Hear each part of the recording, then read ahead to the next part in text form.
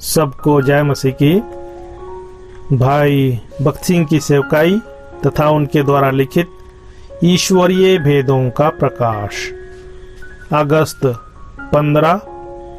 आज का वचन, यह भेद तो बड़ा है पर मैं मसीह और कलीसिया के विषय में कहता हूँ। इफिसियों अध्याय 5 पद 32। पति अपनी पत्नी पर जो प्रेम दर्शाता है उसे उसकी माता, बहन या अन्य किसी के प्रति दर्शा नहीं सकता। प्रभु यीशु भी हमारे प्रति अनोखा प्रेम रखता है, इसलिए हम उसकी दुल्हन हैं। स्वर्ग में अनेक दूतगण होने के बावजूद प्रभु यीशु जैसा हम पर प्रेम रखता है वैसा उनके ऊपर रख नहीं सकता। यह बड़ा अधिकार हमको दिया गया है। इसी रीति से ऐसी अनेक बातें हैं जिन्हें पति अपनी पत्नी के साथ ही बांट सकता है और दूसरों के साथ नहीं।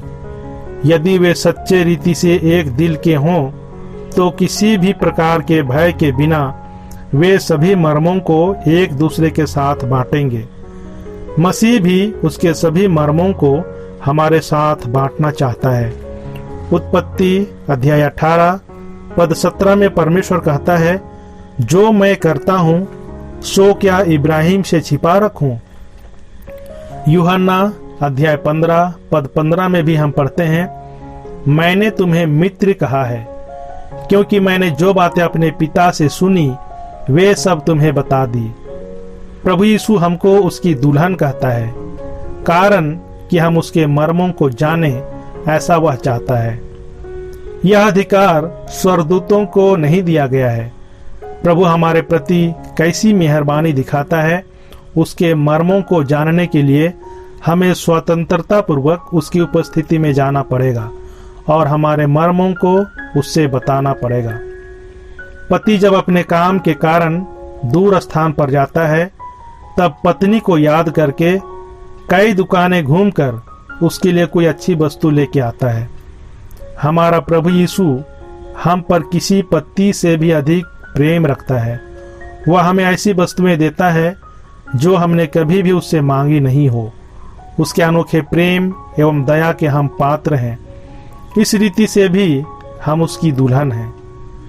और प्रकाशित वाक्य अध्याय 21 पद 4 के अनुसार परमेश्वर उनकी आंखों से सब आंसू पोंछ डालेगा।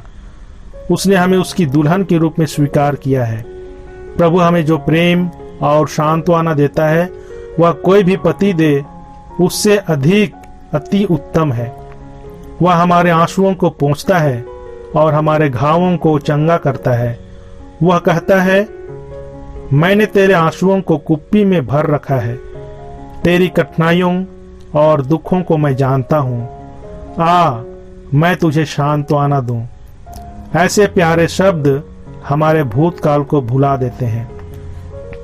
पंजाब में एक रिवाज है कि विवाह के बाद दुल्हन पुराने वस्त्रों को नहीं पहनती, अपने पति के दिए हुए वस्त्र ही वह पहनती है।